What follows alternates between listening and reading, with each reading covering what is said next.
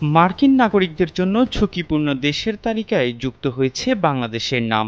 এই তালিকায় এখন রয়েছে ২১টি দেশ।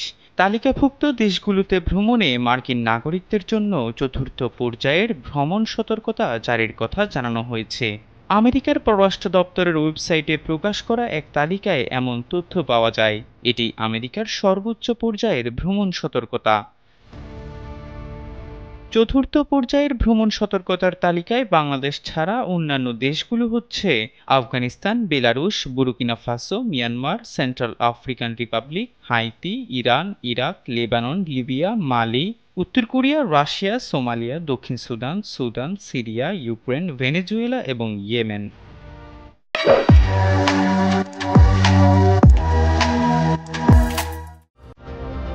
গত ৫ আগস্ট ছাত্র জনতার তীব্র গণ আন্দোলনের মুখে প্রধানমন্ত্রীর পদ থেকে পদত্যাগ করে দেশ ছেড়ে পালান আওয়ামী লীগ সভানেত্রী শেখ হাসিনা। এর আগে আন্দোলন দমাতে ২০ জুলাই সারা দেশে কারফিউ জারি করে তৎকালীন আওয়ামী লীগ সরকার। তারপর বাংলাদেশ ভ্রমণের ক্ষেত্রে চতুর্থ মাত্রার ভ্রমণ সতর্কতা জারি করে মার্কিন পররাষ্ট্র দপ্তর। সেই সতর্কবার্তায় বলা হয়েছিল বেসামরিক অস্থিরতা, অপরাধ ও সন্ত্রাসবাদের ঝুঁকির কারণে বাংলাদেশ ভ্রমণ করা যাবে না। মার্কিন পররাষ্ট্র দপ্তরের এই ঘোষণা নিজেদের এক্স হ্যান্ডেলে জানায় ঢাকাস্থ মার্কিন দূতাবাস। পরবর্তীতে শেখ হাসিনা সরকারের ক্ষমতাচ্যুতির পরদিন ৬ আগস্ট চতুর্থ ধাপের সতর্কবার্তার কথা আবারও জানায় মার্কিন কর্তৃপক্ষ।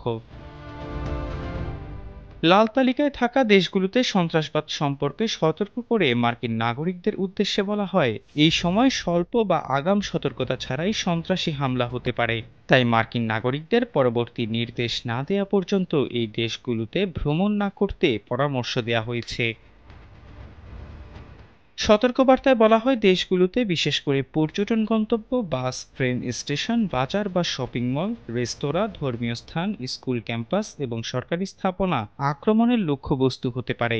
তাই মার্কিন নাগরিকরা যেন সতর্কভাবে চলাফেরা করে। এহসান আবদুল্লাহ, কালবেলা ডেস্ক।